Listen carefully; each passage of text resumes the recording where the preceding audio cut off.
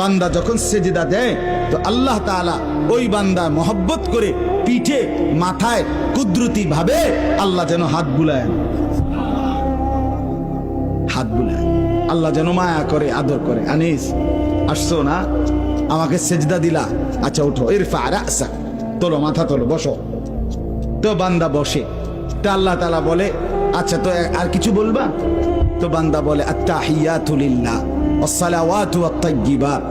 আল্লাহ বলে আচ্ছা আমার প্রশংসা করছো, ঠিক আছে, খুশি হলাম, আর কিছু? তো বান্দা এবার বলে আল্লাহুম্মা সাল্লি আলা মুহাম্মদ ওয়া আলা আলি মুহাম্মদ, মানে পুরাটা আর কি। তো এবারে আল্লাহ বলে মাশাআল্লাহ, আমার বন্ধুর প্রতি দুরূদ পড়লা, আমি তাতেও খুশি হলাম, আর কিছু বলবা? তো এবার বান্দা বলে রব্বুল আলামিন, সেজদা দিয়ে আপনার কাছে আসলাম, আপনার প্রশংসা, আপনার বন্ধুর প্রশংসা করে আপনার খুশি অর্জন করলাম। এইবার আমার মূল চাওয়া আছে, আল্লাহুম্মা ইন্নী যালামতু নাফসি যুলমান কাসীরা, আমি না বড় বেশি নাফরমান মাওলা, আমার গুনাহ অনেক বেশি, আমার পাপ অনেক বেশি, আমি খুব বেশি গুনাহ করেছি, আর আপনি ছাড়া আমার মাফ করার কেউ নাই। এখন আপনার এত কাছাকাছি হয়ে আমি আল্লাহ আপনার কাছে মাফ চাই, ফাগফিরলি মাগফিরাতাম মিন ইনদিক, আপনি আমারে মাফ করে দেন।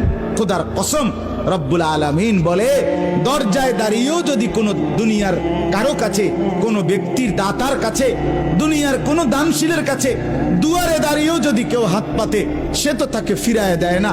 আর আমি যার মাথায় হাত বুলাইলাম, মার পিঠে হাত বুলাইলাম, আমার এত কাছে আইনা বসাইলাম, তাকে আমি ফিরায় দেব কেন? যা তোকে মাফ করে দিলাম।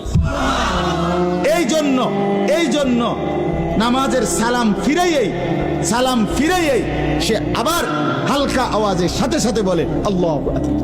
মানে কি?